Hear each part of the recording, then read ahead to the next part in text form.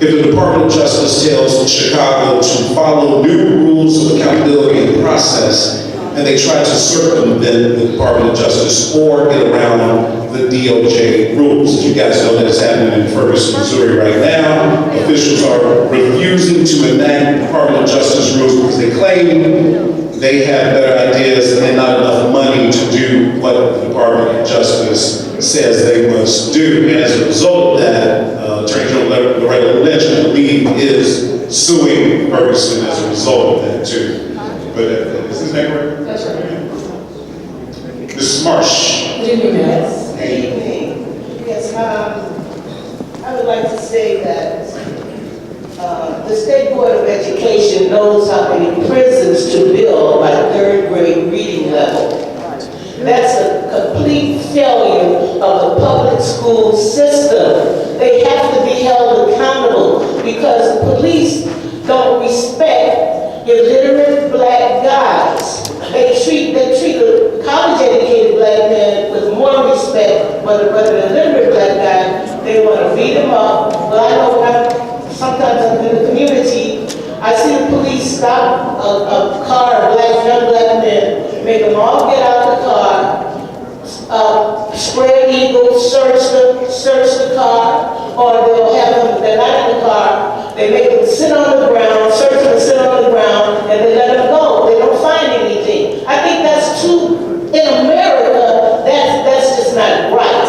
And William Bennett wrote the book Crime in America when he said that illiteracy is the mother of crime.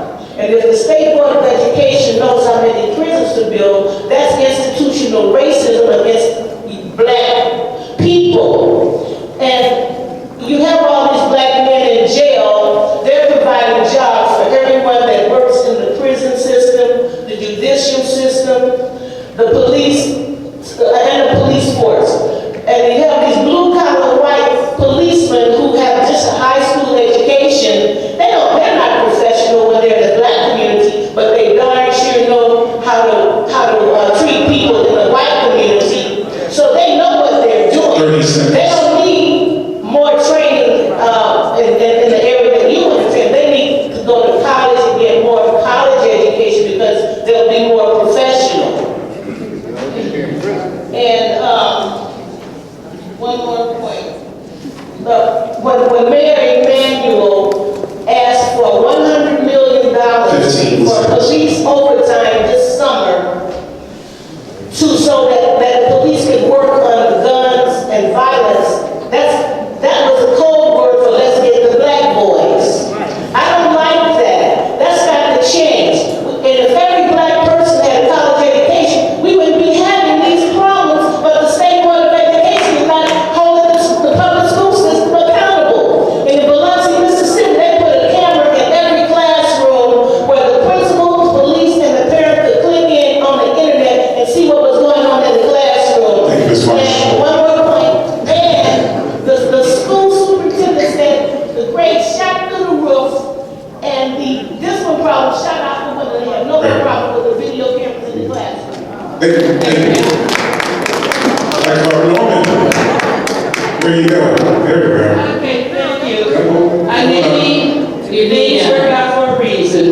So I stayed, I was able to hear all of these comments and concerns. My name is Barbara Norman, Dr. Norman. I'm one of your native Chicago and been a long time. Talked to Pat, but she talked about Metcalf and Harold Washington and George Dunn. My dad, I am now 75 years old. These panels are not the first thing. The only thing the first thing is to ask, what are we going to do about it?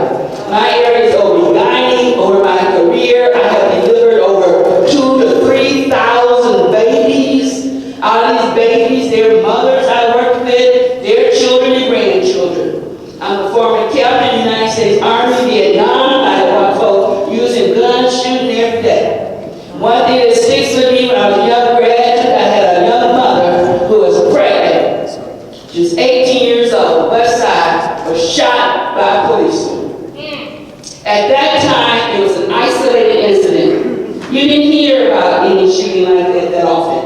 At least the media didn't cover it for us that often.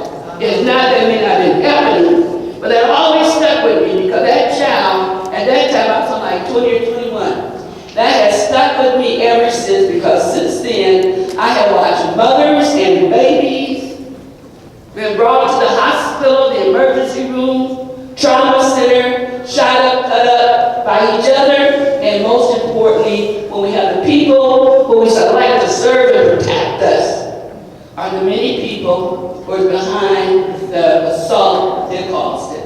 So I'm not going to repeat everything you already know. You already know that. That's why you've been appointed to head this task force when you was appointed in December, but you had to give your report, like, what is it, March? You have like 12 weeks 30 seconds, to prepare a comprehensive report. So rather than coming out with all the things you need, here's something I'm going to recommend. Number one, you need some educators up on that panel. We need people who have an understanding of the knowledge and understanding from conception and birth. This responsibility of the crime and violence and the police in our city is all of us together. It's all of us. Teaching with the mothers at the beginning, to teaching children about behavior. Well, if the city council